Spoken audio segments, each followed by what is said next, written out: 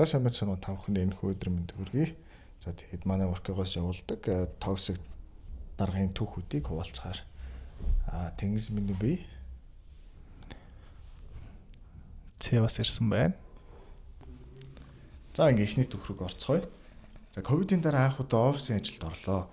Өмнө нь фрилансер байсан болохоор дарга удирдлага гэж мэддэггүй ч байж. Манай компани бүтцийн өөрчлөлт хийсэн нэртэйч ажлын процессын замбраагүй, хуваар нь ойлгомжгүй, ажлын дарамт ихтэй байдаг байлаа. Ерөнхийдөө бол урьдчилсан бэлтгэлгүй байхад гинт тулгаж ажил өгнө. Амралтын өдрүүдээр хүртэл ажиллахыг шаарддаг байлаа. Цалин өндөр биш ч гүрий гэж бодсон. Гэвч чадварлаг хүмүүс ээлж дараалан ажиллаа хийсаар эцэст нь би ч гарахаар шийдсэн. Гарахтаа ажиллаа хүлээлцэх гэтэл хүлээж авсан чгүй. Ээлжийн амралт үлдэгдэл цалин юу ч өгсөнгүй. Би ч шууд хаяад л явсан. Гэтэл дараа нь над руу залгаад компанийн нэр дээр байсан дугаарын төлбөрөө төлөх гэж шаардсан. Би үлдэгдэл цалингаа суутгаад аваарай гэж хэлээд утсыг блок хийсэн. Тэр хоолойг сонсогдоход идэл хамаг би салганаж өнгөрсөн бүх дарамт сэргэж байсан да. Chicken toxic гэдэг тайтлыг үүрч чадхаар удирдлага байна да. Тийм байна. Өөртөө тэгээ чадварлаг ажилчдыг тэгж ажлын дарамт тэ одоо төлөвлөгөөгүй, замбраагүй, хуваар нь ойлгомжгүй тийм нөхцөл байдлаас бол чадварлаг ажилчдыг бол ингээд алдсаар байна. Ер нь бол тэгэл гол одоо асуудал бол тэгээд удирдлагын л чадвартай багт тэ яаж ямар системтэй байлгаж байгаа яг тийм зөв системд оруулж чадаагүй гэсэн болоод яг ажилчтай сэтгэл ханамжтай тухтай ажиллаж чадаагүй гэсэн бол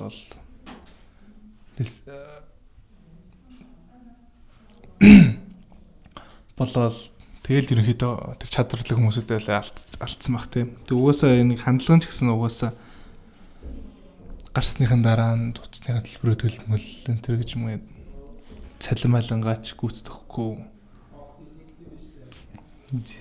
Ер нь бол тэгэл манай захиа бичсэн хүн бол тэгэл хамгийн зөв шийдвэр тий хамгийн гоё замыг сонгосон байна.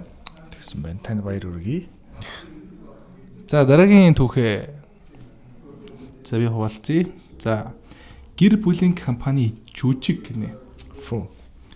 Карьер эхлүүлээд 3 жил болоход шинэ сорилт хүссэндээ найзынхаа ажилтдаг компанид орлоо. Захирлын нөхөр ерөнхий нэгтлэн эхнэр байсан нэг их тоодоггүй.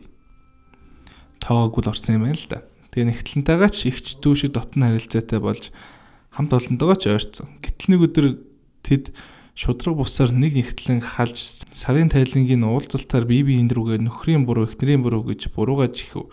Оройн хамт олон нийлж халагдсан нэгтлэндээ бай парти хийлээ. Маргааш нь гинэт ерөнхий нэгтлэнгээс хүний ховор баасан шавсан ялаа шиг явах сайхан байна уу гэсэн мессеж ирсэн байна шүү. Яагаад гэхэд чи надад хэлэхгүй ажлынхаа хаяад Артур хувилдан явуулаа гэж гомдлов. Тэрнээс хойш бүх зүйл хэвээ мэдчихсэн ч дотроо их гомдсон. Ингээд өөр ажлын санал аваад явхаар шийдсэн.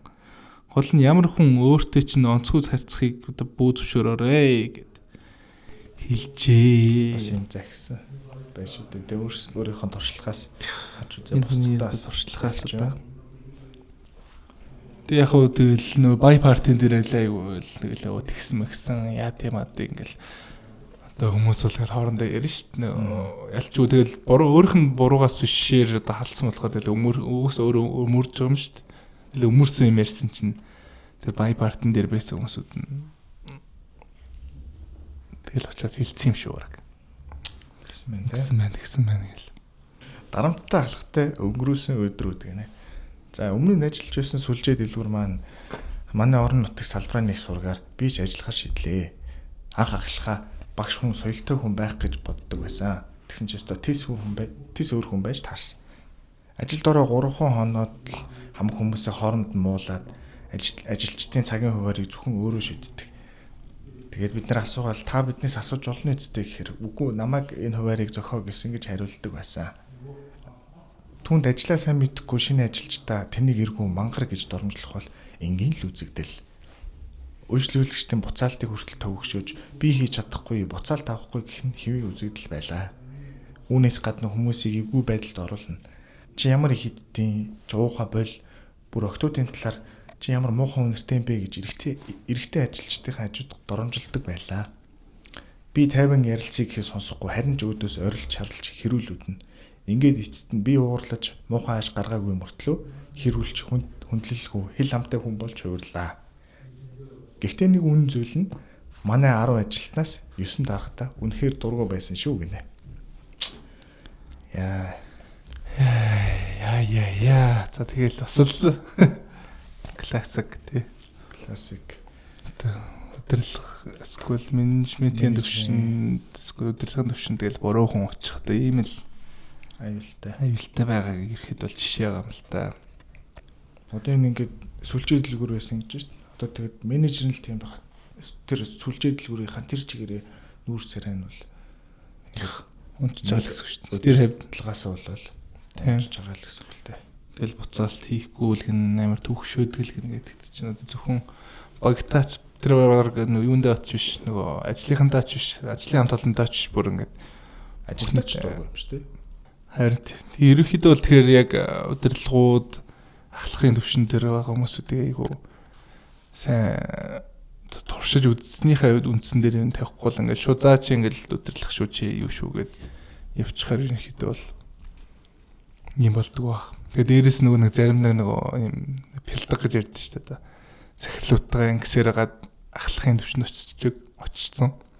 Тэгэл тэнгуут бас ийм үр дүн бас гарч байгаа хэл та. Тэгээд тэгж байгаа л. Яг үндэ тэгэл захиралтайгаа гоё ярьцдаг тэр ажилчтайгаа яаж ярьцдаг мэдхгүй өө нөөс гоё залуу гэж тавьчихсан байдаг. Тэгсэн чинь яг үндэ зүгээр л тэр төвшаалын төлөө захиралтайгаа л цаах харьцаа явуулсан. Тийм бас кейс вэж болно. Тэгэхээр ерөнхийдөө бол тэгэл ийм удирдлагатай газраас шууд л гараад өвчүүл ерөнхийдөө бол угаасаа болохгүй байна гэдгийг ерөнхийдөө мэдээл захирлууд нь ч гэсэн шууд солиол ерөнхийдөө байнгын мэдгэтгэл ерөнхийдөө бол доор нь ажиллаж байгаа хүмүүсүүд нь байнга мэдэгдэх тэгээ мэдэгдээд өөрчлөгдөхгүй бол шууд ажилласаа ингээс солиод байх нь л ерөнхийдөө бол тэр хүмүүсүүдийг солиод одоо яг тэр буу удирдлага гэдэг нь өөртөө л мэдрүүлэх л зөв багтаа л гэж бодож байна да.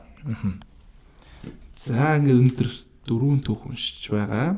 За сүүлийн түүхээ уншия. За сүүлийн түүх болохоор жоохон бас байнга ирэхэд жоохон токсик юм уншд юм чинь ингээд жоохон манай нэг захиан дээр inspirational тийм түүх бичсэн мөлий өөртөө тохиолдсон. Тэгэхээр бүгдээ бас гоё түүх сонсцгоё. За би санхүүгийн мэрэгжилтэй хүн л дээ. Гэтэл одоогийн эрхэлж байгаа ажил маань дата аналист. Энэ сайхан мэрэгчлэрээ 4 дахь жилдээ ажиллаад удахгүй хэлцийнхаа дарга хүртэл болох гэж байгаа. Анхны компани дээрээ бүгд л Excel дээр ажилладаг, өөр ямар нэгэн түүл ашигладгүй, нэг төрлийн тайлангаа хэдийн янзаар хийж хөвшсөн байсан. Би сургуулаа төгсөөд анх удаага ажиллаж үзэж байгаа болохоор тэр нь зөв юм шиг санагддаг байсан ч нэг ажлаа олон удаа яг ижил байдлаар хийх нь төвхтэй санагдаж энэ тэнд зарласан янз бүрийн хичээлүүдэд сууж олон төрлийн юм судалсаар өөрийнхөө бүх тайлан автоматжуулаад цаашлаа бус хэлтсийн тайлангч асуудаг өдөр тутамдаа автоматжуулдаг болж сургасан. Мэдснээ байнга ажлынхандаа дандаа зааж явдаг байлаа. Гэвч цаашдаа тэр ажилд хийх юмгүй болоод өсөх хөгжихгүй байгаа мэдрэмж төрөөд өөр мундаг технологийн компанид анкета өгж тэнцэн ороод улам их чадвараа өнгөлсөн юм шиг санагддаг. Тэгээд анхны компани маань мундаг том байгаагүй ч хүм уламжаа олж харвал хаан ч юу ч хийж сурж болдог юм шиг намайг гарах гэд өргөдлөө өгөхөд компани тэр чигтээ үлдэхийг ятгаж бүгд л гунигтай байсныг нь харахад одоо байгаа хугацаанд ямар их юм хийснийг нь сануулсан. Одоо ч гэсэн өдөр бүр ажиллаж байсан бүх компанитай талархдаг. Ажиллаж байгаа газар жижиг том гэж янз бүрээс голохоос илүү тухайн байгаа газрын хэмжээнд биш, илүү өөрсдийнхөө мэдлэгийг хэмжээнд дандаа анхаарч байгаасаа гэж хүсдэг. Ямар ч жижиг газраас сурах юм дандаа байдаг шүү гинэ. Вау, за энэ бол үнэхээр гоё түүх байна. Яг үнэхээр инспирэшнл. Тэгээ бүр ингээл амар ажилтай дуртай юм ингээ болгоо бүтээгээд бүх талаас нь харж үздэг тий. Компанийг байгуулахыг тэгэж том жижиг гэж голдгүй. Тий. Тэндээс хаанаас юу сурахаа мэддэг, яаж дэвшихээ мэддэг тийм одоо хандлагатай гоё хүн байна л да. Тийм байна. Систем мундаг. Тэгээд яг бас өмнөх тэр анхных нь ажил дээрээ жисэн ингээл янз бүрийн шинэ сургалтын сунгуудаа тэрийг ингээд зааж сургаад заагаад одоо тэр нөгөө систем шинжилсэн гэж тийм.